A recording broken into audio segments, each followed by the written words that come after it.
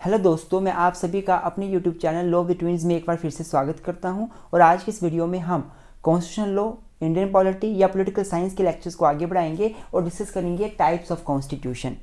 इससे पहले हमने बहुत सारी वीडियोस बनाई हुई हैं वेरियस सब्जेक्ट्स के ऊपर, law of torts, administrative law, then family law 1, family law 2, Hindu law, Muslim law, constitutional law, Indian contract act और बहुत सारी वीडियोज़ बना रखी हैं। अगर आपने वो वीडियोज़ अभी तक नहीं देखी हैं तो प्लीज़ जाएं हमारे यूट्यूब चैनल की डिफरेंट प्लेलिस्ट में, वो वीडियोज़ दी हुई हैं, आप ज़रूर देखें। सोशियोलॉजी के लेक्चर्स आप देखें अगर आप आर्ट्स के स्टूडेंट हैं या आपको सोशियोलॉजी सब्जेक्ट है। तो भी दोस्तों, आज की वीडियो को बिना टाइम वेस्ट किए शुरू करते हैं।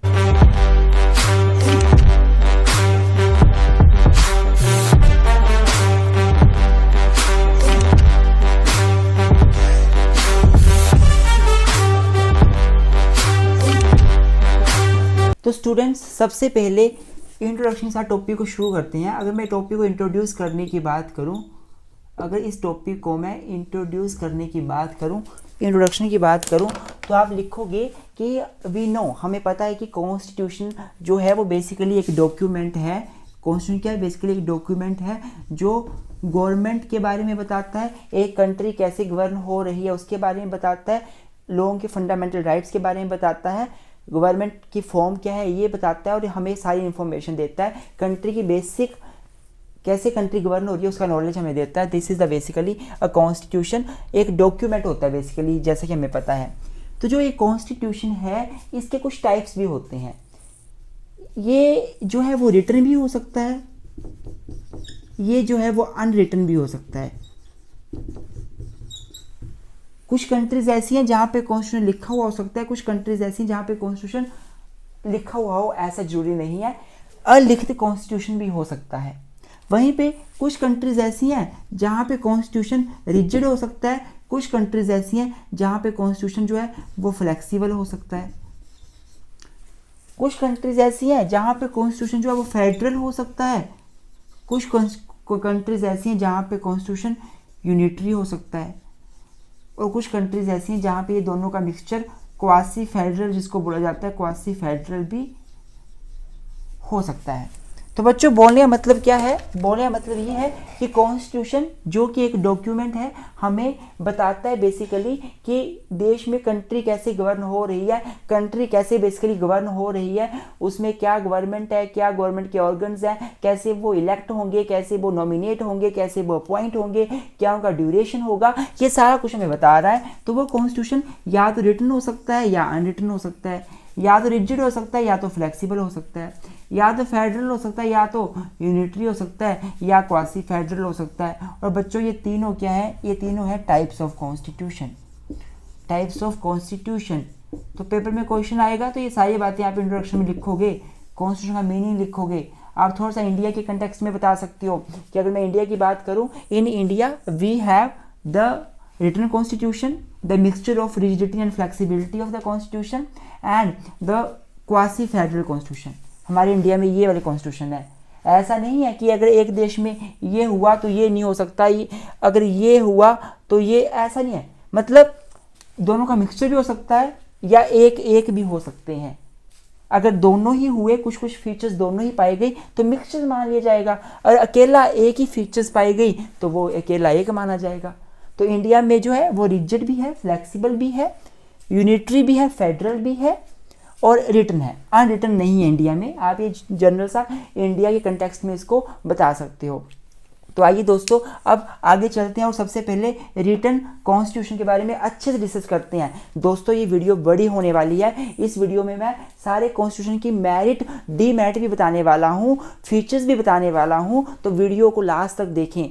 ये वीडियो देख लेंगे, कहीं जाने की जरूरत नहीं पड़ेगी। कॉन्स्टिट्यूशन के टाइप सारे यहीं पर क्लियर हो जाएंगे। चाहे आप जिस मर्जी एग्जाम की तैयारी कर रहे हो, चाहे यूपीएससी की तैयारी कर रहे हो, पॉलिटिकल साइंस की तैयारी कर रहे हो, लॉ की तैयारी कर रहे हो, किसी भी एग्जाम की तैयारी कर रहे हो, ये वीडियो देख लेंगे, कॉन्सेप्ट क्लियर हो जाएगा।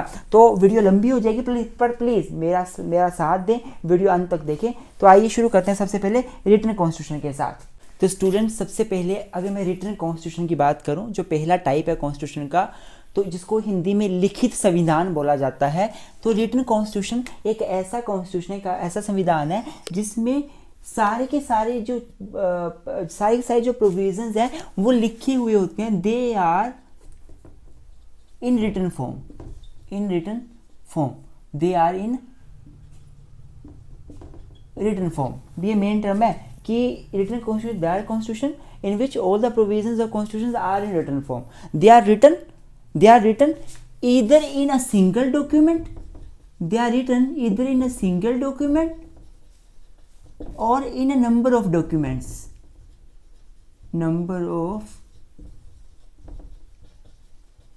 डॉक्यूमेंट्स। समझने कोशिश करना कि या तो ऐसा हो सकता है कि कॉन्स्टिट्यूशन की सारी बातें जो है वो कोई एक डॉक्यूमेंट बना दिया, उसमें सारी बातें लिख दी हैं, सारे प्रोविजन उसमें लिख दिए हैं, जैसा कि इंडिया में है। इंडिया में इंडियन कॉन्स्टिट्यूशन है, उसमें सारी बातें एक पर्टिकुलर डॉक्यूमेंट में लिखी हुई हैं। लेकिन ऐसा भी हो सकता है कि बहुत सारे डॉक्यूमेंट्स हो और उन डॉक्यूमेंट्स को कॉन्स्टिट्यूशन बोला जाता है और वो कॉन्स्टिट्यूशन कंट्री का बेसिक स्ट्रक्चर बताते हो बेसिकली, इसलिए उसे कॉन्स्टिट्यूशन बोला जाता है। तो ऐसा भी तो हो सकता है कि एक कंट्री ने कोई एक सिंगल डॉक्यूमेंट नहीं बनाया हुआ है, बहुत सारे नंबर ऑफ डॉक्यूमेंट्स बना रखे हैं, जैसे कि फ्रांस में है।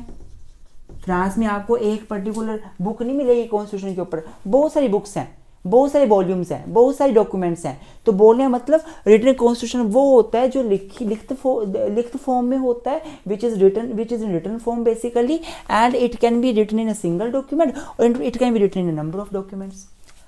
अगर मैं C.F. स्ट्रॉन्ग की बात करूं, एक पर्सन है C.F. स्ट्रॉन्ग, एक स्कॉलर है, वो बोलते हैं कि written constitution is a documentary constitution. उन्होंने क्या बोला कि जो रिटन कॉन्स्टिट्यूशन है वो डॉक्यूमेंट्री कॉन्स्टिट्यूशन है। उन्होंने इसको किसका नाम दिया? डॉक्यूमेंट्री कॉन्स्टिट्यूशन का। बच्चों आगे मैं आपको बताऊं, अगर मैं एग्जाम्पल की बात करूं, रिटन कॉन्स्टिट्यूशन के एग्जाम्पल की बात करूं, तो इंडिया इसका बहुत ही अच्छा एग्जाम्पल है, यूएसए इसका बहुत ही अच्छा एग्जाम्पल है। इंडिया की बात करूं तो इंडिया में पूरे प्रोविज़न 395 आर्टिकल हैं। वैसे तो आर्टिकल 448 हो गए हैं, पर आर्टिकल जो ऐड किए गए वो ABC नाम दिया गया था। लास्ट आर्टिकल अभी भी 395 ही देखने को मिलता है, पर आप 1 2 3 4 गिनती में गिनेंगे तो बीच में कोई 390A है, कोई 321A है, ऐसे भी है बीच में ना, तो टोटल 448 पर पहुंच जाते हैं। पर लास्ट आर्टिकल 395 है, तो मैं 395 लिख रहा हूँ। 395 आर्टिकल है हमारे कॉन्स्टिट्यूशन में, 12 शेड्यूल्स हैं हमारे कॉन्स्टिट्यूशन में और 25 पार्ट्स हैं हमारे कॉन्स्टिट्यूशन में। सब कुछ लिखा हुआ है। इंडिया का एग्जाम्पल दो, यूएसए का एग्जाम्पल दो, तो यूएसए में 7 आर्टिकल्स हैं, साफ साफ लिखे हुए हैं। तो ये सारी बातें आप एग्जाम्पल्स में लिखोगे। अब आगे मेरिट्स आती हैं कि क्या मेरिट है एक रिटन कॉन्स्टिट्यूशन की। कभी कभी क्वेश्चन पेपर में आ जाता है कि what is written constitution, discuss its merits and demerits. तो मेरिट्स की बात करूं तो रिटन कॉन्स्टिट्यूशन है तो बिल्कुल डेफिनेट होगा, प्रिसाइज होगा, हर चीज़ लिखी होगी, क्लियर होगी, कोई दिक्कत नहीं है, डेफिनेट है, जो लिखा है वो है। तो ये सबसे पहले इसकी मेरिट है। अगर लिखा हुआ है सब कुछ तो क्लियर है, प्रिसाइज है, किसी प्रकार की एम्बिग्यूटी नहीं होती, किसी प्रकार का कोई डिस्प्यूट पैदा नहीं होता।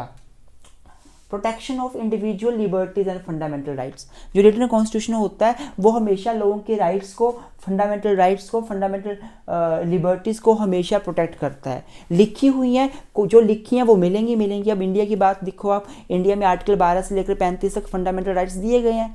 कोई उन फंडामेंटल राइट्स के अगेंस्ट जा ही नहीं सकता, जाता है तो हमको सुप्रीम कोर्ट में जाके दरवाजा खड़खड़ा सकते हैं, सुप्रीम कोर्ट का नॉक कर सकते हैं दरवाजा। मतलब जो रिटन कॉन्स्टिट्यूशन होगा उसमें सारी बातें लिखी होंगी, कैसे राइट्स हैं वो लिखे होंगे, राइट्स के पीछे लिबर्टीज़ क्या है वो लिखी होंगी, राइट्स नहीं मिलेंगे, कोई छीनेगा तो कहाँ जाएंगे वो भी लिखा होगा। तो एक रिटन कॉन्स्टिट्यूशन सब बातें लिखता है, इसलिए ये इंडिविजुअल के राइट्स और लिबर्टीज़ को हमेशा प्रोटेक्ट करता है। इसेंशियल्स फॉर फेडरेशन, फेडरेशन का मतलब होता है एक ऐसा सिस्टम जहां पावर्स को डिवाइड किया जाता है सेंटर एंड स्टेट के बीच। एक कंट्री में बहुत सारे स्टेट्स हो सकते हैं और एक सेंट्रल गवर्नमेंट होती है, स्टेट गवर्नमेंट, जैसे इंडिया में है। इंडिया में सेंट्रल गवर्नमेंट दिल्ली में है और बाकी सभी स्टेट्स की अपनी गवर्नमेंट है। तो जब एक कंट्री में पावर सेंट्रल और स्टेट्स में डिवाइड करी जाती हैं उसको फेडरेशन बोला जाता है। और जो फेडरेशन है, अगर मान लो कोई कंट्री में फेडरल कंट्री है कोई, या कहीं पे फेडरेशन है, तो फेडरेशन के लिए रिटन कॉन्स्टिट्यूशन बहुत ही इसेंशियल माना जाता है। क्योंकि रिटन कॉन्स्टिट्यूशन है, लिखा हुआ है, तो सेंटर की पावर्स भी प्रॉपर लिखी होंगी, स्टेट की पावर्स को भी प्रॉपर लिखा होगा, कोई डिस्प्यूट होने का मतलब ही पैदा नहीं होता, कोई किसी के पावर्स में हस्तक्षेप कर ही नहीं पाएगा, सब कुछ लिखा हुआ है। तो इसलिए ये भी इसकी इसेंशियल फीचर है। मोर स्टेबल, ऐसा जो कॉन्स्टिट्यूशन है वो बड़ा स्टेबल होता है, सब कुछ लिखा हुआ है, बिल्कुल साफ है, तो स्टेबिलिटी ज़्यादा होती है। अपने तरीके से चेंज नहीं कर सकते, अपने तरीके से इंटरप्रेट नहीं कर सकते, जो लिखा है वो है। तो ये भी इसकी एक फीचर है, एक मेरिट मानी जाती है कि ये ज़्यादा स्टेबल होता है। बच्चों अगर फीचर्स आएंगे तो भी आप ये सारी बातें लिख सकते हो। लेकिन कुछ इसकी डीमेरिट्स भी हैं। पहले है रिजिडिटी, कठोरता। ऐसा कॉन्स्टिट्यूशन बड़ा कठोर होता है, जो लिखा हुआ है ना उसको चेंज करना बड़ा मुश्किल होता है। जब वो कठोर होता है तो ये इसके ड्रॉबैक माना जाता है कि ये भी क्या कॉन्स्टिट्यूशन हुआ जो चेंज नहीं कर सकते हम लोग। रिजिड बहुत होता है ऐसा कॉन्स्टिट्यूशन, चेंज करना बड़ा मुश्किल होता है। अमेंडमेंट लानी हो बहुत लंबा प्रोसीजर फॉलो करना पड़ता है, तो ये इसके ड्रॉबैक माना जाता है। Do not change with time, ये कॉन्स्टिट्यूशन जो रिटर्न होता है वो टाइम के साथ चेंज नहीं हो पाता, क्योंकि फ्लेक्सिबल नहीं होता ना, रिजिड होता है बहुत ज़्यादा। जब रिजिड होता है तो चेंज नहीं कर पाएंगे, लंबा प्रोसीजर फॉलो करना पड़ेगा, तो ये भी इसका एक ड्रॉबैक माना जाता है। आई होप आपको ये समझ आ गया होगा। बच्चों का लेक्चर अच्छा लग रहा हो तो लाइक अभी कर दें। मैं आपको बता दूं कि अगर आप लॉ के स्टूडेंट हैं और आप किसी भी सब्जेक्ट में आपको प्रॉब्लम है, चाहे वो इंडियन पिनल कोड हो, कोड ऑफ क्रिमिनल प्रोसीजर हो, सिविल प्रोसीजर हो, या हमारा लॉ ऑफ टोर्ट्स हो, एडमिनिस्ट्रेटिव लॉ हो, आप एलएलबी कर रहे हैं, बीई एलएलबी कर रहे हैं, कोई भी सब्जेक्ट्स आपको लॉ के हैं, तो आप अगर उसमें हमारे पेड सेशन लेना चाहते हैं, हमारे पेड सेशन 2 प्रकार के होते हैं बच्चों, थोड़ा सा बता दूं आपको प्लीज़। हमारे आप अपने दोस्तों के साथ भी इस इन्फॉर्मेशन को शेयर करें। अगर आपके कोई फ्रेंड्स हैं, हमारे पेड सेशन 2 प्रकार के होते हैं। एक होते हैं हमारे रिविजनरी और एक हमारे होते हैं रेगुलर। रिविजनरी सेशंस का मतलब होता है जिसमें हमने पूरा सिलेबस जो होता है वो 5 या 6 घंटे में ख़त्म किया होता है। और रेगुलर में क्या होता है, हम लोग 5-6 घंटे में सिलेबस ख़त्म नहीं करते, हम 15-20 घंटे में डेली लेक्चर लेते हैं, उसका रिकॉर्ड किया हुआ सेशन हमारे पास होता है, वो रेगुलर आता है।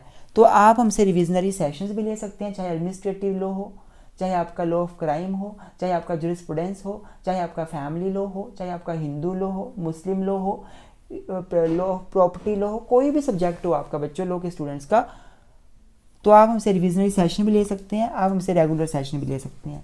अच्छा नॉलेज लेना रेगुलर सेशन ले सकते हैं अगर आपको जस्ट एग्जाम पास करना है। पर हाँ, रिविजनरी बहुत अच्छा होता है, इसमें पूरा क्रक्स बताया होता है आपको। तो आप ये पेड रहते हैं बच्चों, पर आप इतना ज़्यादा कॉस्ट हमारा नहीं होता, नॉर्मल सी कॉस्ट हम लेते हैं, नॉर्मल सा हम चार्ज करते हैं जो आप अफोर्ड कर सकते हो। आप हमारे व्हाट्सएप नंबर 9816492276 9816492276 आप इसमें मैसेज कर सकते हैं हमारे व्हाट्सएप नंबर पर इन लेक्चर्स को लेने के लिए। अगर मान लो ये व्हाट्सएप नंबर कभी ना चले तो आप 9816634276 पर भी हमें मैसेज कर सकते हैं। यहाँ पर आपको ये व्हाट्सएप नंबर हमारा, आप कॉल भी कर सकते हैं अगर दिक्कत हो आपको कोई, तो आप रिविजनली रेगुलर सेशन की जो कॉस्ट है वो हमसे ले सकते हैं। सभी लॉ लेक्चर्स की आपको हम हेल्प करेंगे। तो बच्चों अब हमने रिटन पढ़ लिया, अब हम आगे अनरिटन कॉन्स्टिट्यूशन देख लेते हैं। स्टूडेंट्स, अब अगर मैं दूसरे टाइप की बात करूँ जो कि है अनरिटन कॉन्स्टिट्यूशन, अलिखित संविधान, तो इसका मतलब होता है एक ऐसा कॉन्स्टिट्यूशन जिसमें जो प्रोविजंस हैं वो लिखे हुए नहीं होते, नॉट इन रिटन फॉर्म। नाम ही बता रहा है वो रिटन फॉर्म में नहीं होते। हाउएवर कुछ चीज़ें लिखी भी होती हैं, लेकिन जो मेजॉरिटी पार्ट है कॉन्स्टिट्यूशन का वो लिखा ही नहीं होता। वो कैसे कॉन्स्टिट्यूशन फॉलो किया जाता है? On the basis of traditions, on the basis of customs. एक कंट्री में लंबे टाइम से जो कस्टम फॉलो किए जा रहे हैं उन्हीं को संविधान मान लिया जाता है, उन्हीं कॉन्स्टिट्यूशन को आगे कंटिन्यू फॉलो किया जाता है, लिखा नहीं जाता उसे कहीं भी। ऐसा कॉन्स्टिट्यूशन अलिखित या अनरिटन कॉन्स्टिट्यूशन होता है। एग्जाम्पल की बात करूं तो यूके इसका बहुत ही बड़ा एग्जाम्पल है। यूके में जो हमारे कस्टम चले आ रहे हैं, ट्रेडिशन चले आ रहे हैं, सदियों से उनको फॉलो किया जाता है और कॉन्स्टिट्यूशन लिखा हुआ नहीं है। बच्चों इसके कुछ मेरिट्स भी हैं, कुछ डीमेरिट्स भी हैं। अगर मेरिट्स की बात की जाए तो ये ईजिली अमेंड हो जाता है, ईजिली अमेंडेबल है। क्यों? क्योंकि जो लिखा ही नहीं हुआ है तो उसको चेंज भी किया जा सकता है आराम से, लिखा तो है नहीं कहीं पे, तो सोसाइटी की बदलती सिचुएशन के हिसाब से इसको ईजिली हम चेंज कर सकते हैं। ये इसकी एक मेरिट है कि सोसाइटी जैसे चेंज हो रही है हम इसको भी चेंज कर सकते हैं। Suitable for those people who have a strong sense of tradition, custom and great conservative spirit. क्या लिखा हुआ है? ये सुइटेबल है। कौन सा? अनरिटन कॉन्स्टिट्यूशन सुइटेबल है किसके लिए? उन लोगों के लिए जिनका ट्रेडिशंस के ऊपर बहुत विश्वास है, जो लंबे टाइम के ट्रेडिशन चले आ रहे हैं, कस्टम्स के ऊपर बहुत विश्वास है, जिनकी ग्रेट कंजर्वेटिव स्पिरिट होती है, कंजर्व करने के नेचर की होती है। बोलने का मतलब क्या हुआ? मान लो कोई देश है, वहाँ के लोग जो है वो अपने कस्टम्स को बचा के रखना चाहते हैं, ट्रेडिशंस को बचा के रखना चाहते हैं, उसमें चेंजेस नहीं लाना चाहते। तो ऐसे देश में अलिखित कॉन्स्टिट्यूशन, अनरिटन कॉन्स्टिट्यूशन बड़ा ही महत्वपूर्ण है, क्योंकि अलिखित कॉन्स्टिट्यूशन होता ही है जो ट्रेडिशन पे बेस करे, कस्टम पे बेस करे, और जो हमारी सदियों से चली आ रही रीति रिवाज उसके ऊपर बेस करे। तो मेरा बोलने का मतलब क्या है कि इसका ये एक मेरिट माना जाता है कि जो लोग अपने ट्रेडिशन को कंजर्व करना चाहते हैं, बचा के रखना चाहते हैं, उनके लिए ऐसा कॉन्स्टिट्यूशन बड़ा ही अच्छा साबित हुआ है। It prevents the violent agitation and people's revolt against constitution. जो हमारा अलिखित संविधान है वो हमेशा लोगों के जो एजिटेशन है उसको रोकता है। क्यों रोकता है? लोग एजिटेशन करेंगे कि हमें ये चाहिए वो चाहिए, कोई दिक्कत ही नहीं है, इजीली अमेंडेबल है, जल्दी अमेंड करेंगे, लोग एजिटेशन कर ही नहीं पाएंगे। बोलने का मतलब क्या हुआ कि ऐसा संविधान लोगों के वायलेंट एजिटेशन को और लोगों के रिवोल्ट्स को हमेशा रोकता है। अब अगर मैं बात करूं इसके डीमेरिट्स की, हर चीज़ के दो पहलू होते हैं, अच्छा बुरा, तो डीमेरिट्स भी हैं कुछ। Not suitable for modern democratic countries. आज की जो कंट्रीज है मॉडर्न डेमोक्रेटिक कंट्रीज, वहाँ पे ऐसा सुटेबल नहीं है। आज आपको पता है सभी लोगों को बोलने का अधिकार है, डेमोक्रेसी है, लोग खुद गवर्नमेंट को बनाते हैं, और जब लोग गवर्नमेंट को बनाते हैं उनको राइट्स भी मिलने चाहिए, वो प्रॉपर लिखे हुए होने चाहिए। तो रिटन कॉन्स्टिट्यूशन के ऊपर ज़्यादा फोकस किया जाता है आज के टाइम पर। ये जो अलिखित संविधान है, it is not suitable to the modern in the modern democratic countries. Judiciary has always upper hand in interpreting the constitution. जो अनरिटन कॉन्स्टिट्यूशन होता है जिसमें कुछ लिखा ही हुआ नहीं हुआ है, जब इसमें कुछ लिखा ही नहीं है, जब लिखा ही नहीं है तो डिस्प्यूट्स तो पैदा होएंगे। एक बोलेगा ये है, दूसरा बोलेगा नहीं ऐसा है। जब डिस्प्यूट पैदा होते हैं तो जुडिशरी के पास जाएंगे वो डिस्प्यूट, और जब जुडिशरी के पास जाएंगे अब वो जो बोलेगी वो फाइनल हो जाएगा। तो जुडिशरी हमेशा अपर हैंड रहती है, हमेशा यहाँ पे जुडिशरी की टायरनी हमें दिखने को मिलती है। जुडिशरी जो है वो तानाशाही बन सकती है। तो क्यों तानाशाही बन सकती है? जुडिशरी फाइनल इंटरप्रेटिंग अथॉरिटी, अब जैसा वो इंटरप्रेट कर देगी वैसा कॉन्स्टिट्यूशन बन जाएगा। तो ऐसे कॉन्स्टिट्यूशन में बैलेंस ऑफ पावर नहीं होता, ऐसे कॉन्स्टिट्यूशन में सभी की पावर बैलेंस नहीं होती, जुडिशरी की बहुत ही ज़्यादा पावर हो जाती है कॉन्स्टिट्यूशन को इंटरप्रेट करने के संदर्भ में। अगर लिखा हुआ सब कुछ है तो दिक्कत नहीं है, फिर तो जो लिखा है बिल्कुल क्लियर है, जुडिशरी अपनी मर्जी से इंटरप्रेट कर नहीं पाएगी, उसी को इंटरप्रेट करेगी। पर यहाँ पे जो लिखा नहीं है उसमें जुडिशरी अपनी मर्जी से भी इंटरप्रेट कर सकती है। It is not suited for the federation. जो country federal form of government पे विश्वास करती हैं, जहाँ पे सेंटर स्टेट दोनों को पावर दी जाती है और अलिखित संविधान होगा, उनकी पावर्स लिखी नहीं होगी, डिस्प्यूट पैदा होते जाएंगे। सेंटर बोलेगा ये पावर मेरी है, स्टेट बोलेगा नहीं ये मेरी है, हम एक्सरसाइज करते थे पहले से, कस्टम हमारे फेवर में है, सेंटर बोलेगा ऐसा नहीं है हमारे फेवर में है, ट्रेडिशन हमें परमिशन देते थे। बोलने का मतलब क्या हुआ बच्चों कि जहाँ पर अलिखित संविधान है वहाँ पे फेडरेशन कभी भी सुरक्षित नहीं होता, सेंट्रल स्टेट में हमेशा डिस्प्यूट पैदा होते रहेंगे क्योंकि लिखी हुई बातें नहीं है। क्वाइट अनस्टेबल, ऐसा कॉन्स्टिट्यूशन बिल्कुल अनस्टेबल है, स्टेबिलिटी इसमें बिल्कुल नहीं होती, इजीली अमेंड हो जाता है, कभी भी चेंज कर देते हैं इसको। तो ये स्टेबल कॉन्स्टिट्यूशन नहीं है, अनस्टेबल कॉन्स्टिट्यूशन है। आई होप आपको समझ आ गया होगा। अब आगे चलते हैं, देखते हैं unitary, federal, quasi federal constitution के बारे में कि क्या होते हैं वो टाइप्स। तो स्टूडेंट्स अब अगर तीसरे टाइप की बात करें कॉन्स्टिट्यूशन के, तो तीसरा कॉन्स्टिट्यूशन होता है यूनिटरी कॉन्स्टिट्यूशन, एकात्मक संविधान। एकात्मक संविधान नाम से पता चल रहा है कि एक ही यहाँ पर पावरफुल कोई पर्सन है। होता क्या है बच्चों यूनिटरी फॉर्म ऑफ गवर्नमेंट में, यूनिटरी फॉर्म ऑफ कॉन्स्टिट्यूशन में, यूनिटरी कॉन्स्टिट्यूशन एक ऐसा कॉन्स्टिट्यूशन है जो सारी की सारी पावर सेंटर के हाथ में देता है। If the powers are centralised in the hand of centre only, then this is called the unitary constitution. एक संविधान बना है, उस संविधान में जितनी पावर्स हैं वो सेंटर को दे दी गई हैं, तो वो होता है यूनिटरी कॉन्स्टिट्यूशन। पावर्स सेंटर या स्टेट या दोनों के पास हैं या केवल सेंटर के पास है, इसके बेस पर ही कॉन्स्टिट्यूशन को यूनिटरी या फेडरल में डिवाइड किया जाता है। इससे आगे हम फेडरल पढ़ेंगे, फिर हम क्वासी फेडरल भी पढ़ेंगे।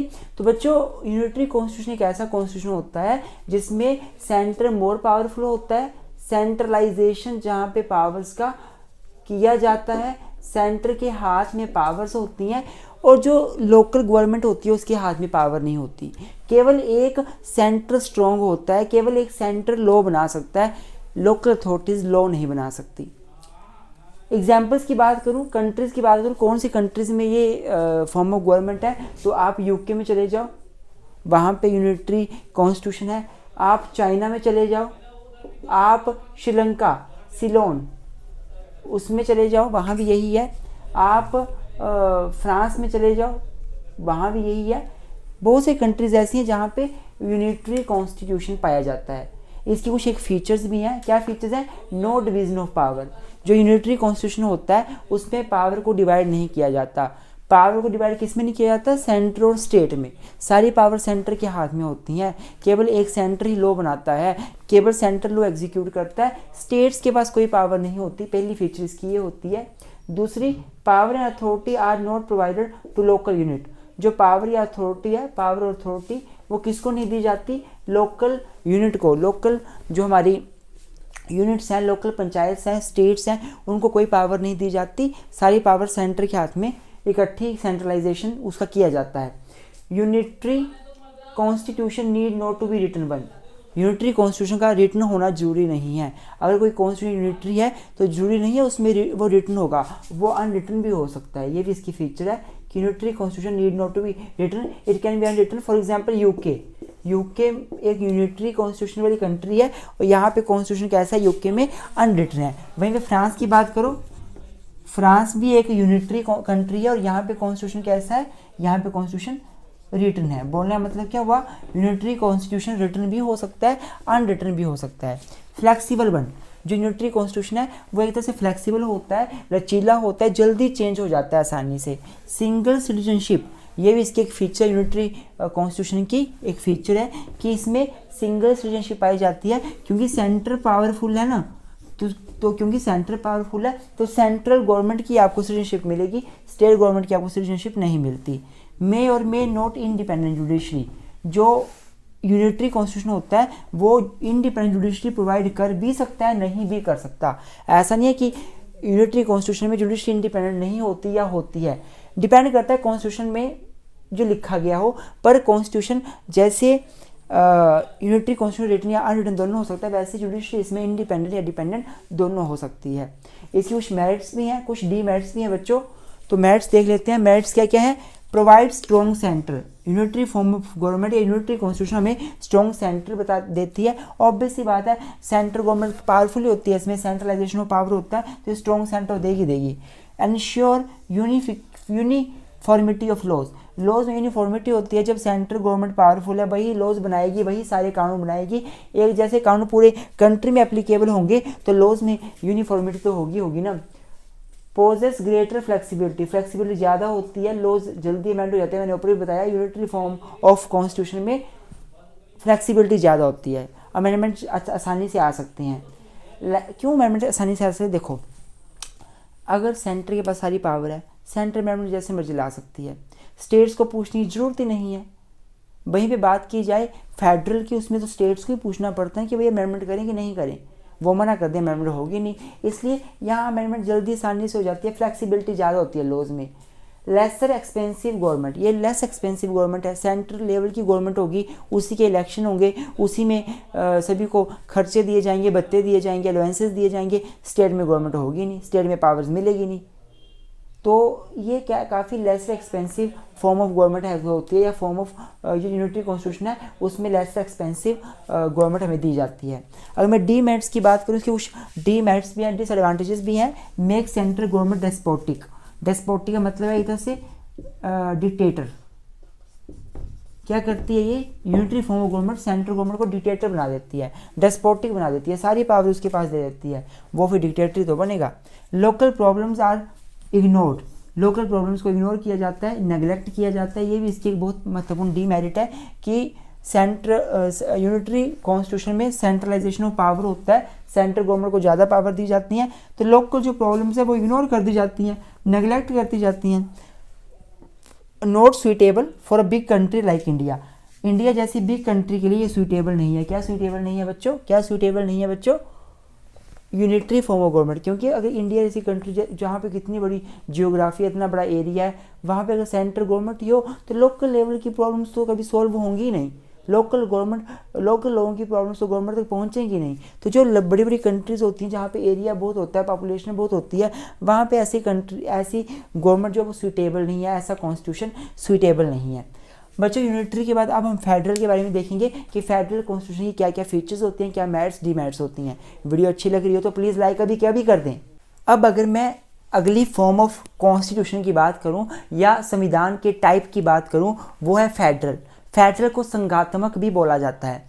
तो बच्चों अगर मैं फेडरल की बात करूं, फेडरल जो टर्म है वो लेटिन लैंग्वेज के टर्म फोइडस से लिया गया है, जिसका मतलब होता है एग्रीमेंट। क्या मतलब होता है? एग्रीमेंट, या आप बोल सकते हो ट्रीटी, ट्रीटी। तो फेडरल कॉन्स्टिट्यूशन एक ऐसा कॉन्स्टिट्यूशन होता है जिसमें जो पावर्स होती हैं गवर्नमेंट की, वो सेंटर और स्टेट्स में डिवाइड कर दी गई होती हैं। यूनिटरी कॉन्स्टिट्यूशन एक ऐसा कॉन्स्टिट्यूशन था जिसने पावर्स को सेंट्रलाइज कर दिया था। फेडरल कॉन्स्टिट्यूशन एक ऐसा कॉन्स्टिट्यूशन है जो पावर्स को डिसेंट्रलाइज कर देता है, जो पावर्स को डिसेंट्रलाइज कर देता है। समझने की कोशिश करना, फेडरल जो टर्म है वो लैटिन टर्म फोइडस से ली गई, जिसका मतलब एग्रीमेंट से होता है या ट्रीटी से होता है। अर्थात जब दो या दो से ज़्यादा स्टेट्स या राज्य बहुत सारे आपस में एग्रीमेंट करते हैं कि हम इकट्ठा हो जाएंगे और एक स्ट्रॉन्ग सेंटर बनाएंगे, हमारे पास भी पावर रहेगी, नो इशू, नो डाउट, हमारे पास भी पावर रहेगी, स्टेट्स के पास भी पावर रहेगी, पर हम आपस में मिलकर एक स्ट्रॉन्ग सेंटर बनाएंगे पूरे वर्ल्ड में, तो उसको बोला जाता है स्ट्रॉन्ग फेडरेशन, उसको बोला जाता है फेडरेशन। तो फेडरल फॉर्म ऑफ गवर्नमेंट मतलब एसोसिएशन ऑफ स्टेट्स, इसमें स्टेट्स मिलकर आपस में कंट्री एक बनाते हैं। फॉर एग्जांपल आप यूनाइटेड स्टेट ऑफ अमेरिका में देखो क्या होता है, वहाँ पे 50 स्टेट्स हैं, उन सभी स्टेट्स ने आपस में एग्रीमेंट किया है हम इकट्ठा होकर यूएसए बनाएंगे। यूएसए पावरफुल है फिर, और ये सभी स्टेट्स, ये इनकी भी पावर अपनी अपनी है सभी की, तो 50 स्टेट्स ने मिलकर यूएसए बनाया है। तो ये कैसा सिस्टम है फेडरेशन का। तो फेडरल कॉन्स्टिट्यूशन एक ऐसा कॉन्स्टिट्यूशन होता है which decentralise the power of government between the centre and the state, जब पावर्स को डिसेंट्रलाइज किया जाता है। एग्जाम्पल की बात करूं तो आप यूएसए में चले जाओ, वहाँ पे फेडरल सिस्टम आपको देखने को मिल जाएगा। आप जो है वो मैक्सिको में चले जाओ, आप जो है वो ब्राज़ील में चले जाओ, इन सब जगह पे क्या है, इन सब जगह पे फेडरल कॉन्स्टिट्यूशन इस्टेब्लिश किया गया है। अगर मैं फीचर्स की बात करूं फेडरल कॉन्स्टिट्यूशन की, तो सबसे पहली फीचर है division of powers. Power divide होती है फेडरल सिस्टम में। किस में पावर डिवाइड होती है? सेंटर और स्टेट्स में। सेंटर के पास ही पावर होती है, स्टेट्स के पास ही पावर होती हैं। इंडिपेंडेंट जुडिशरी ऐसा जो सिस्टम होता है जिसमें सेंटर स्टेट दोनों के पास पावर्स होती हैं। जुडिशरी हमेशा इंडिपेंडेंट होती है। क्यों इंडिपेंडेंट होती है? क्योंकि जुडिशरी ही होगी जो सेंट्रल स्टेट के बीच कोई डिस्प्यूट पैदा हुआ तो उसको रिजॉल्व करेगी। अगर जुडिशरी इंडिपेंडेंट नहीं हुई तो वो अच्छे से काम नहीं कर पाएगी, दोनों के डिस्प्यूट्स को रिजॉल्व नहीं कर पाएगी। ड्यूल गवर्नमेंट होती है, सेंटर की गवर्नमेंट अलग होती है, स्टेट्स के पास गवर्नमेंट अलग होती है। बाई कैमरल लेजिस्लेचर होता है बच्चों। बाई कैमरल मतलब 2 हाउसेज, बाई मतलब 2, कैमरल मतलब हाउसेज, 2 हाउसेज होते हैं। ऐसे सिस्टम में जो फेडरल सिस्टम होता है वहाँ पे 2 हाउसेज पाए जाते हैं। ध्यान रखना है आपने, 2 हाउसेज क्यों होते हैं? एक जो हाउस होता है वो रिप्रेजेंट करता है स्टेट्स को, किसको रिप्रेजेंट करता है? राज्यों को। और दूसरा जो हाउस होता है वो किसको रिप्रेजेंट करता है? पीपल को, लोगों को। आप इंडिया में देखो, इंडिया में भी वैसे फेडरल का मिक्सचर है। इंडिया में फेडरल भी फॉर्म ऑफ गवर्नमेंट है, एक तरह से फेडरल कॉन्स्टिट्यूशन भी है इंडिया में। तो इंडिया में क्या है? इंडिया में स्टेट्स का रिप्रेजेंटेशन भी है। राज्यसभा में स्टेट्स को राज्यसभा रिप्रेजेंट करती है। House of council of states जो है वो स्टेट्स को रिप्रेजेंट करता है। और दूसरा हाउस कौन है इंडिया में?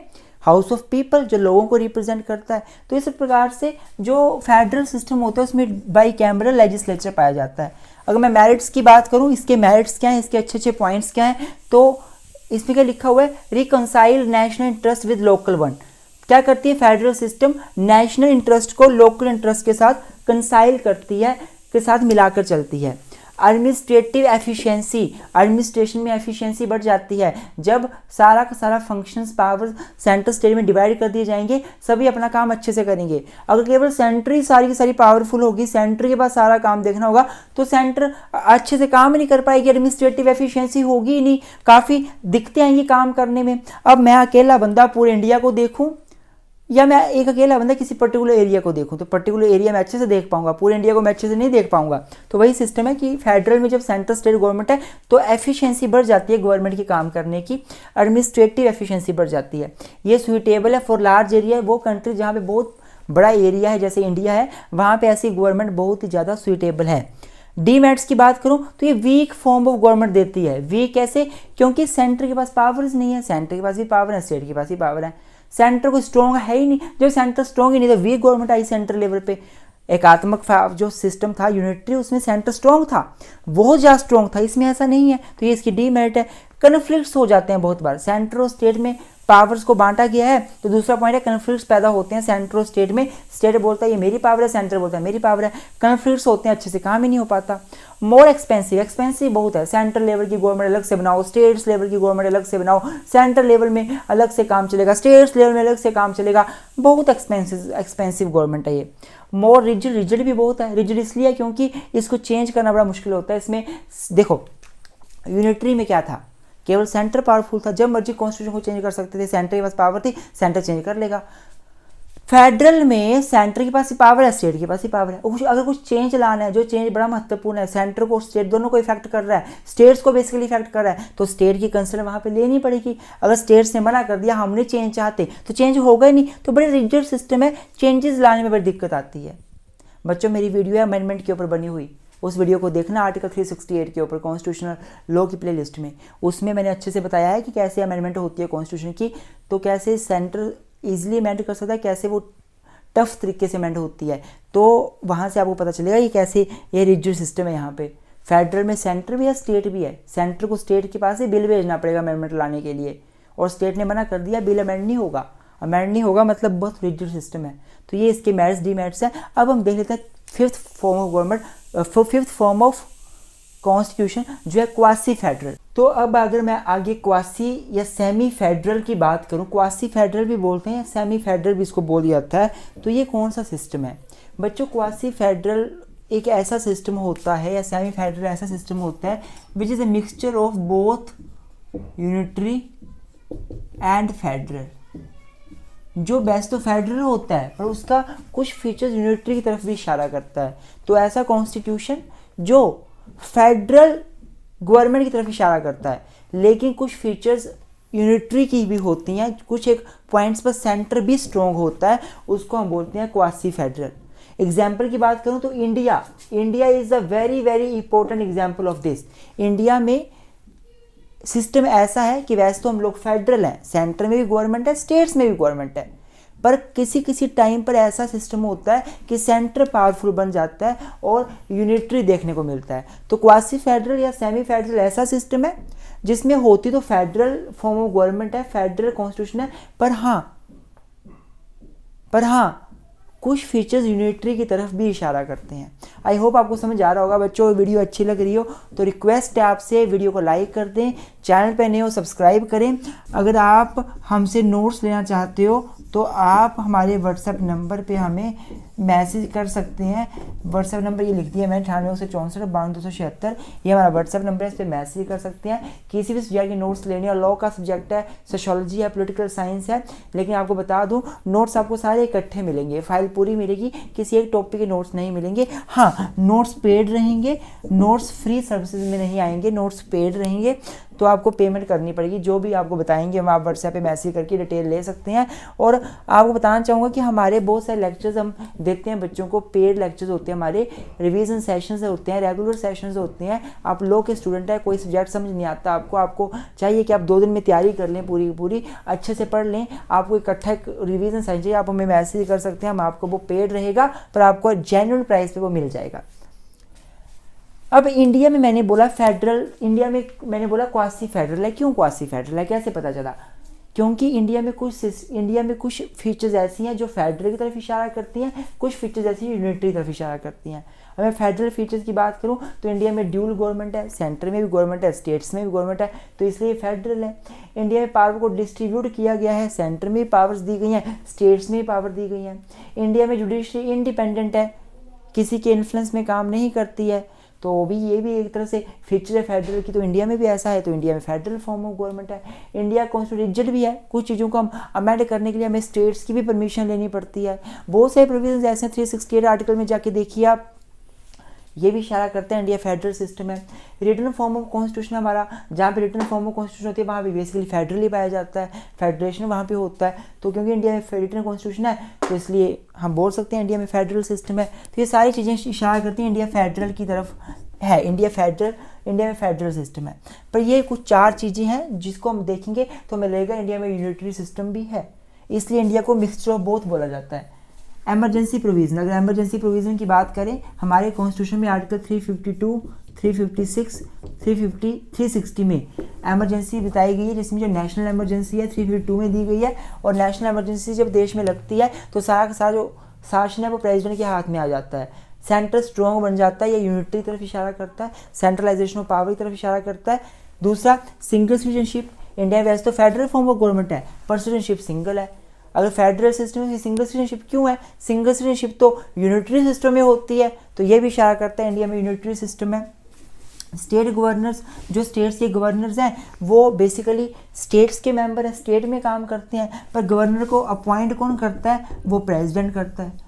और प्रेसिडेंट किसका बंदा है? प्रेसिडेंट सेंटर का बंदा है, मतलब सेंटर स्टेट में काम करने वाले बंदों को अपॉइंट कर रहा है, तो ये भी एक सेंटर को पावर बना रहा है, ये भी यूनिटरी सिस्टम की तरफ इशारा कर रहा है। हाई कोर्ट की जज की अपॉइंटमेंट कैसी होती है? जी प्रेसिडेंट करते हैं। प्रेसिडेंट कैसे करते हैं? जी प्रेसिडेंट करते हैं। हाई कोर्ट जज बैठते हैं हाई कोर्ट्स में, हाई कोर्ट स्टेट्स के होते हैं, पर उनको अपॉइंट करने वाला प्रेसिडेंट है, प्रेसिडेंट सेंटर का बंदा है। तो ये सारी बातें क्या इशारा कर रही हैं कि इंडिया में सेंटर स्ट्रॉन्ग है, तो इसलिए इंडिया को हम बोलते हैं ये जो है वो वैसे तो फेडरल है पर इसमें यूनिटरी की फीचर्स भी पाई जाती हैं, जैसे mixtures of both federal and unitary. This is about the quasi federal. अब बच्चों हम अगली टाइप देखेंगे जो है रिजिड कॉन्स्टिट्यूशन, फिर हम देखेंगे फ्लैक्सिबल कॉन्स्टिट्यूशन। तो इसी के साथ हमारा ये क्वेश्चन खत्म हो जाएगा। तो आगे बढ़ते हैं। वीडियो लंबी हो रही होगी पर प्लीज़ रिक्वेस्ट है वीडियो पूरी देखें। ये वीडियो देखने के बाद कहीं भी जाने की जरूरत नहीं पड़ेगी, सारा समझ आ जाएगा। चाहे यूपीएससी की तैयारी कर रहे हो आप लोग, या चाहे एसएससी की तैयारी कर रहे हो, या एलएलबी की तैयारी कर रहे हो, बीई एलएलबी की तैयारी कर रहे हो, पॉलिटिकल साइंस किसी भी लेवल की पढ़ रहे हो, नेट एग्जाम की तैयारी कर रहे हो, ये पढ़ लोगे सारा तो कंसेप्ट क्लियर हो जाएगा। स्टूडेंट्स, अगर मैं बात करूँ लॉर्ड ब्राइसी की, तो लॉर्ड ब्राइसी बेसिकली दो पार्ट्स में कॉन्स्टिट्यूशन को डिवाइड करते हैं, एक रिजिड और एक फ्लेक्सिबल। पहले रिजिड पढ़ लेते हैं फिर फ्लेक्सिबल पढ़ लेंगे। अगर मैं रिजिड की बात करूं तो बेसिकली एक कॉन्स्टिट्यूशन रिजिड है या फ्लेक्सिबल है, वो इस बात पे डिसाइड किया जाता है, इस बात पे डिपेंड करता है कि उस कॉन्स्टिट्यूशन के जरिए अमेंडमेंट का प्रोसीजर क्या बताया गया है। अगर तो अमेंडमेंट का प्रोसीजर बहुत कठोर है, बहुत कठिन है, अगर चेंज लाना है, अमेंडमेंट लानी है तो अमेंडमेंट लाना बहुत टफ है, तो ऐसा कॉन्स्टिट्यूशन रिजिड माना जाता है। इससे ऑपोजिट अगर अमेंडमेंट लाना किसी कॉन्स्टिट्यूशन के प्रोविजन में बड़ा इजी है तो ऐसा कॉन्स्टिट्यूशन फ्लेक्सिबल माना जाता है। मैं आपको फिर से बोल रहा हूँ, अगर तो कॉन्स्टिट्यूशन में पावर्स सेंटर स्टेट में कैसे डिवाइड करी गई हैं, सेंटर को दी गई हैं या स्टेट्स को भी दी गई हैं, तो कॉन्स्टिट्यूशन या तो होता है फेडरल या तो यूनिटरी। लेकिन अगर बात की जाती है अमेंडमेंट के प्रोसीजर की, अमेंडमेंट करना कितना इजी है, टफ है कि इजी है? अगर वो इजी हुआ तो वो बन जाएगा फ्लेक्सिबल कॉन्स्टिट्यूशन, अगर वो टफ हुआ तो वो बन जाएगा रिजिड कॉन्स्टिट्यूशन। आई होप आपको समझ आ रहा होगा। अगर मैं तो कुछ आपको कुछ वो बताऊंगा डेफिनेशंस, वो ध्यान से आपने लिखनी है पेपर में। जो डाइसी हमारे डाइसी वो क्या बोलते हैं, ध्यान सुनना। Dicey says rigid constitution is one under which certain laws generally known as constitutional or fundamental laws cannot be changed in the same manner as the ordinary laws। क्या बोलते हैं डाइसी कि रिजिड सिस्टम ऐसा system होता है, rigid constitution ऐसा constitution है जिसमें जो फंडामेंटल लॉज होते हैं या जो कॉन्स्टिट्यूशनल लॉज होते हैं वो वैसे चेंज नहीं हो सकते जैसे ऑर्डिनरी लॉज चेंज हो सकते हैं। अर्थात लॉज को चेंज करना टफ होता है रिजिड कॉन्स्टिट्यूशन में डाइसी के अनुसार। जो हमारे डॉक्टर गार्नर हैं वो क्या बोलते हैं, ध्यान से देखिए। Rigid constitution are those which emanates from a different sources which legally stands over and above ordinary laws and which may be amended by different processes, difficult processes। क्या लिखा गार्नर क्या बोलते हैं कि रिजिड कॉन्स्टिट्यूशन ऐसा constitution है जिसमें laws को अमेंड करना बड़ा रिजिड होता है। सिंपल सी बात ये बोलना चाहते हैं। लॉर्ड ब्राइसी को देखें, लॉर्ड ब्राइसी क्या बोलते हैं, a rigid constitution is one which by its inherent nature is very difficult to change. Simple कि रिजिड कॉन्स्टिट्यूशन ऐसा कॉन्स्टिट्यूशन है जिसको चेंज करना बड़ा डिफिकल्ट होता है। बच्चों रिजिड कॉन्स्टिट्यूशन मतलब हमें लग गया पता कि ऐसा कॉन्स्टिट्यूशन जिसमें प्रोविजंस जो बताए गए हैं उसके हिसाब से कॉन्स्टिट्यूशन को चेंज करना बड़ा टफ होता है, रिजिड कॉन्स्टिट्यूशन कहलाता है। इसके कुछ मेरिट्स भी हैं, कुछ इसके डीमेरिट्स भी हैं। अब मैं मेरिट की बात करूं तो ऐसा कॉन्स्टिट्यूशन क्लियर होता है, जो क्लियर बातें लिखी गई हैं, चेंज तो हो रही बार बार, जो है वो है प्रिसाइज या डेफिनेट है। ऐसा कॉन्स्टिट्यूशन बिल्कुल क्लियर होता है, प्रिसाइज होता है, डेफिनेट होता है। Protection of fundamental rights of citizens, क्योंकि वो चेंज नहीं हो सकता, मतलब फंडामेंटल राइट्स भी चेंज नहीं हो सकते, जो राइट्स दे दिए उसे कोई छीन नहीं सकता, तो ये फंडामेंटल राइट्स को प्रोटेक्ट करता है। Can not be change overnight by the politicians, कभी कभी पॉलिटिशियंस क्या करते हैं, अपने बेनिफिट के लिए संविधान को ही चेंज कर देते हैं, उनका बेनिफिट हो जाए एक रात में, पर ऐसा जो रिजिड कॉन्स्टिट्यूशन है वो ऐसे चेंज नहीं हो सकता ओवरनाइट। आप एक सिंगल नाइट में कॉन्स्टिट्यूशन को चेंज कर ही नहीं सकते। स्टेबल डॉक्यूमेंट, क्योंकि रिजिड है, चेंज नहीं होगा, स्टेबिलिटी रहेगी। अगर फ्लेक्सिबल हुआ बार बार चेंज हो जाएगा, स्टेबिलिटी क्या हुई, जो लॉ बना उसे फिर से चेंज कर दिया, फिर से चेंज कर दिया, पर इसमें जो लॉ बन गया उसको चेंज करना मुश्किल है उसके बाद। तो ये एक स्टेबल लॉ प्रोवाइड करता है, स्टेबल डॉक्यूमेंट प्रोवाइड करता है against hasty change, against unlawful change, against arbitrary change. तो रिजिड कॉन्स्टिट्यूशन हमेशा आर्बिट्रेरी चेंज के अगेंस्ट काम करता है। अगर डीमेरिट्स की बात करूँ मैं इसकी, तो इसके कुछ डीमेरिट्स भी हैं। सबसे पहला, कैन नॉट अमेंड ईजिली, इसको हम ईजिली अमेंड नहीं कर सकते। जैसे फ्लेक्सिबल कॉन्स्टिट्यूशन को ईजिली अमेंड किया जा सकता है, इसको अमेंड ईजिली हम नहीं कर सकते। प्रिवेंट द प्रोग्रेस, ये प्रोग्रेस को प्रिवेंट करता है, ये डेवलपमेंट देश की रोक देता है, क्योंकि जब चेंज नहीं आएगा तो कैसे, सोसाइटी चेंज हो रही है, लॉ चेंज नहीं हो पा रहा, तो प्रोग्रेस रुक जाएगी। Gives more power to judiciary including power of judicial review, rigid constitution में जुडिशरी को बहुत पावरफुल बना दिया जाता है, वो जुडिशियल रिव्यू कर सकती है, लेजिस्लेचर के डिसीजन को खत्म कर सकती है। तो ये भी बहुत गलत है, जुडिशियल टायरनी इसकी तरफ आएगी। ये बच्चों मैं नहीं बोलता हूँ ये सारी बातें, डीमेरिट्स जो है वो क्रिटिक्स बोलते हैं, क्रिटिक्स मानते हैं कि इसकी डीमेरिट्स ये हैं। अब हम लास्ट देख लेते हैं फ्लेक्सिबल कॉन्स्टिट्यूशन। अब students last but not least, very very important, last is flexible constitution. Flexible constitution या फ्लेक्सिबल या लचीला संविधान क्या संविधान होता है, ये एक ऐसा संविधान होता है जिसमें अमेंडमेंट करना बहुत ईजी होता है। अर्थात if the procedure of amendment of the constitution makes very very easy by the constitution, then that constitution would be called the flexible constitution. अब मैं फ्लेक्सिबल कॉन्स्टिट्यूशन की बात करूं तो इसके कुछ मेरिट्स भी हैं, कुछ इसके डीमेरिट्स भी हैं। मेरिट्स की बात करूं, हाईली अडेप्टेबल, जल्दी अडेप्ट हो जाता है। क्यों, सोसाइटी चेंज हो रही है, लॉ भी चेंज होगा, जैसे लॉ चेंज होगा, जैसे सोसाइटी चेंज होगी, लॉ को चेंज कर देंगे, वो अडेप्ट हो जाएंगे आपस में, सोसाइटी लॉ सोसाइटी आपस में। तो बोलने मतलब हाईली अडेप्टेबल है, जल्दी अडेप्ट हो जाता है। अलोज ग्रोथ का अलो करता है, जैसे सोसाइटी ग्रो कर रही है, चेंजेस लाने की जरूरत है, चेंज लाए जा सकते हैं, कोई दिक्कत ही नहीं है। ग्रोथ भी सोसाइटी जैसे ग्रो होगी वैसे वैसे लॉज भी ग्रो हो सकते हैं, तो ऐसा कॉन्स्टिट्यूशन सोसाइटी के साथ ग्रो हो सकता है। डीमेरिट्स भी है इसकी, इसमें स्टेबिलिटी कोई नहीं है। स्टेबिलिटी ना होने का मतलब क्या है, what does it mean, it means ये है कि जो फ्लेक्सिबल कॉन्स्टिट्यूशन हुआ, जो चेंज हो सकता है बार बार, तो स्टेबल कैसे होगा, उसमें बार बार चेंज लाते रहेंगे। It becomes tool in the hand of ruling party, ये रूलिंग पार्टी के हाथ में टूल बन जाता है। It becomes a tool in the hand of ruling party, ये रूलिंग पार्टी के हैंड में एक टूल बन जाता है। कैसे टूल बन जाता है, to misuse the power.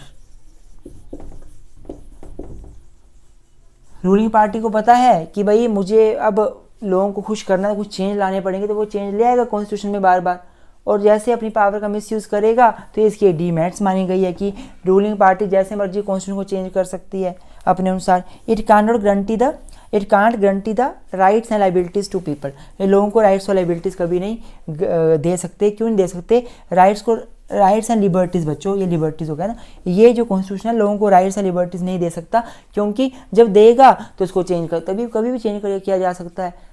Rigid में ऐसा नहीं था, रिजिड में जो राइट्स मिलते थे वो चेंज नहीं किया जा सकता था, इसमें चेंज किया जा सकता है। तो ऐसा कॉन्स्टिट्यूशन हम नहीं बोल सकते कि ऐसा कॉन्स्टिट्यूशन लोगों को राइट्स और लिबर्टीज़ देगा, बहुत ही रेयर होगा। अगर देगा भी तो वापस भी ली जा सकते हैं राइट्स एंड लिबर्टीज़। तो ये फ्लेक्सिबल कॉन्स्टिट्यूशन के मेरिट्स एंड डीमेरिट्स हैं। मेरे दोस्तों, मैं आशा करूँगा आपको लेक्चर अच्छा लगा हो, प्लीज़ लाइक अभी कर दें, अभी भी लाइक नहीं किया तो पहले लाइक करें, फिर वीडियो को बंद करें। मैं रिक्वेस्ट करूँगा आप लोगों से, चैनल हमारे चैनल को अगर सब्सक्राइब नहीं किया है सब्सक्राइब करें, अपने दोस्तों के साथ शेयर करना ना भूलें।